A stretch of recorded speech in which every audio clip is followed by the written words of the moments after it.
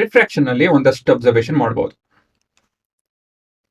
ಅದ್ರ ಮೊದಲಾಗಿ refraction ray diagram ಮತ್ತೆ ಅದರಲ್ಲಿ ನಾಮಿನ್ಕ್ಲೇಚರ್ ಅಂತ ಹೇಳಿದ್ರೆ ಪದಗಳು ಕಲ್ತ್ಕೊಳ್ಳೋಣ. ಮೊದಲನೇದಾಗಿ ನಿಮ್ಮ ಇನ್ಸಿಡೆಂಟ್ ರೇ, ಅದಕ್ಕಿಂತ ಮುಂಚೆ ಮೀಡಿಯಂ 1 ಈ ಭಾಗ ಇದೆಯಲ್ಲ, ಇವೆಲ್ಲ ಮೀಡಿಯಂ 1. ಇದು ನಿಮ್ಮ ಮೀಡಿಯಂ 2. ಯಾವುದು ಇದು ನಿಮ್ಮ medium 2. This is your incident ray. ಸರಿನಾ? This is the point of incidence. ಎಲ್ಲಿ ಇವೆರಡು ಬೌಂಡ್ರಿ ಇರುತ್ತೋ ಅಲ್ಲಿ ನಿಮ್ಮ ಪಾಯಿಂಟ್ ಆಫ್ ಇನ್ಸಿಡೆನ್ಸ್ ಇರುತ್ತೆ. ನಾರ್ಮಲ್ ಚಿತ್ರ ಬಿಡಿಸ್ಬೇಕಾಗುತ್ತೆ ಈ ರೀತಿಯಲ್ಲಿ. ಇಂಥ ಒಂದು ಗೆರೆ ಹೇಳಿತ್ತು ಅಂದ್ರೆ ಇದು ನಿಮ್ಮ normal perpendicular to the boundary ಅಂತ ಹೇಳ್ಬೋದು ಅಲ್ವಾ. ಮತ್ತೆ ನಿಮ್ಮ ರಿಫ್ರಾಕ್ಟೆಡ್ ರೇ ಹೀಗಿರ್ಬೋದು, ಹೀಗಿರ್ಬೋದು, ಹೀಗಿರಲ್ಲ, ಹೀಗಿರ್ಬೋದು, ಹೀಗಿರ್ಬೋದು, ಹೀಗೆ ಹೀಗೆ ಇದೆಲ್ಲ ಇರ್ಬೋದು. ಸರಿನಾ? ಸೊ ಇದು ನಿಮ್ಮ ಇನ್ಸಿಡೆಂಟ್ ರೇ, ಇದು ನಿಮ್ಮ ರಿಫ್ರಾಕ್ಟೆಡ್ ರೇ. ಆಯ್ತಾ? ಇದು ನಿಮ್ಮ ನಾರ್ಮಲ್. ಸೊ ಇದು ನಿಮ್ಮ normal and normal point of incidence, incident ರೇ. ಇದು ನಿಮ್ಮ ರಿಫ್ರಾಕ್ಟೆಡ್ ರೇ. ಇಲ್ಲಿ ನಿಮ್ಮ ಆಂಗಲ್ ಆಫ್ ಇನ್ಸಿಡೆನ್ಸ್ ಬರುತ್ತೆ, ನಾರ್ಮಲ್ ಅಂಡ್ ಯುವರ್ ಇನ್ಸಿಡೆಂಟ್ ರೇ ಮಧ್ಯದಲ್ಲಿ. ಇದು ನಿಮ್ಮ ರಿಫ್ರಾಕ್ಟೆಡ್ ರೇ ಆಗುತ್ತೆ ಇದು. ಆಯ್ತಾ? ಸೊ ಇದು basic nomenclature for a given refraction. ಯಾವುದೇ ರಿಫ್ರಾಕ್ಷನ್ ಅಲ್ಲಿ ಇಷ್ಟು ಬಂದೇ ಬರುತ್ತೆ. ಆಯ್ತಾ? ಮೊದಲೇ ಅಬ್ಸರ್ವೇಷನ್ ಏನಂತ ಹೇಳಿದ್ರೆ, when the first medium, case 1, when the first medium is less denser ಅಂತ ಹೇಳಿದ್ರೆ ರೇರರ್, ಇದರ ಡೆನ್ಸಿಟಿ ಕಮ್ಮಿ ಇದೆ, ಆಪ್ಟಿಕಲ್ ಡೆನ್ಸಿಟಿ ಇದರದ್ದು ಕಮ್ಮಿ ಇದೆ, ಇದರದ್ದು ಹೆಚ್ಚಿದೆ, denser. So when the light moves from rarer to denser ಏನಾಗುತ್ತೆ ಅಂತ ಹೇಳಿ ಇಲ್ಲಿ ಮೊದಲನೇ ಕೇಸು.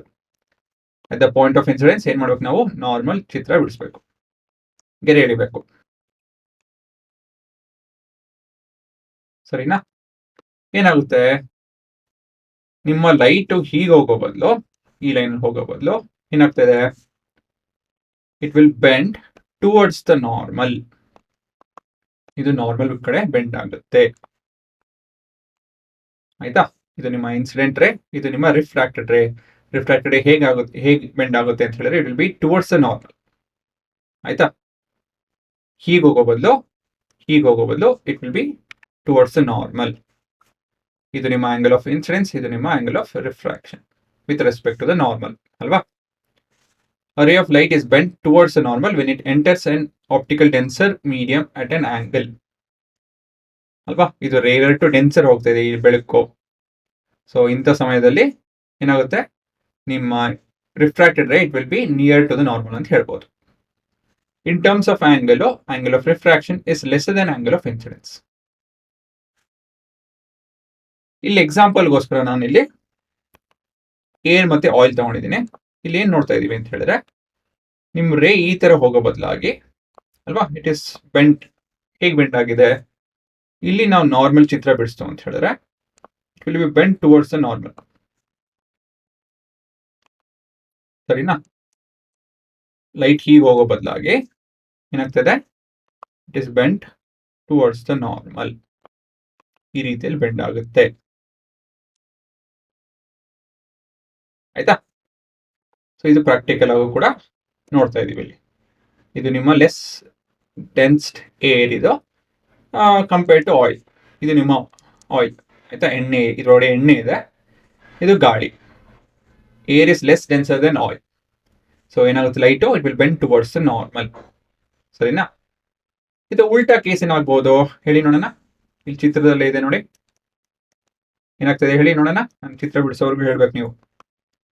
ಇದು ನಿಮ್ಮ incident ray. The point of incidence ಏನಾಗ್ತದೆ, ನಾರ್ಮಲ್ ಬರೀಬೇಕು.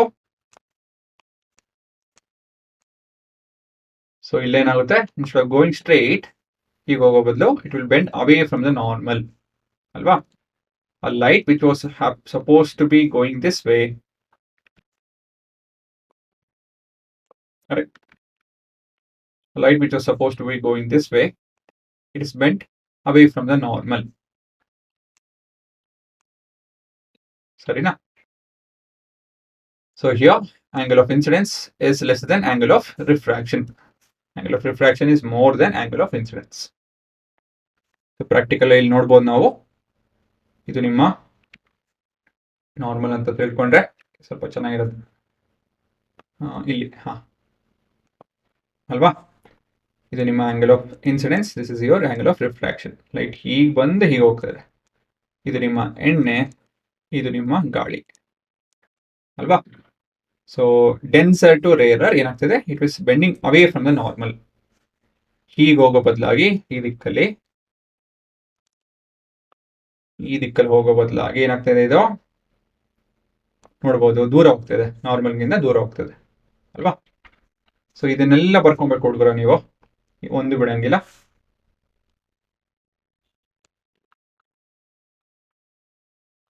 ಕಾಣುತ್ತಿದ್ದು. ಸೊ ಏನ್ ನೋಡಿದ್ರೆ ಇಲ್ಲಿ ಇನ್ಸಿಡೆಂಟ್ ರೇ, ರಿಫ್ರಾಕ್ಟೆಡ್ ರೇ, ನೋಡಿ ರಿಫ್ರಾಕ್ಟೆಡ್ ರೇ, angle of incidence, angle of refraction, ಇಲ್ಲೂ ಕೂಡ ನಾರ್ಮಲ್ ಬರುತ್ತೆ. ಆಯ್ತಾ, ಇದನ್ನ ಪಾಸ್ ಮಾಡ್ಕೊಂಡು ಎಲ್ಲ ಬರ್ಕೊಳ್ಳಿ.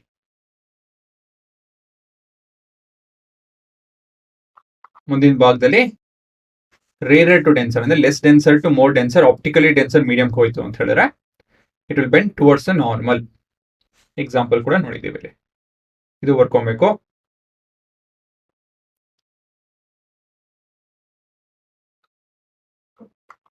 ಮೂರನೇ ಕೇಸು ಡೆನ್ಸರ್ ಟು ರೇರರ್.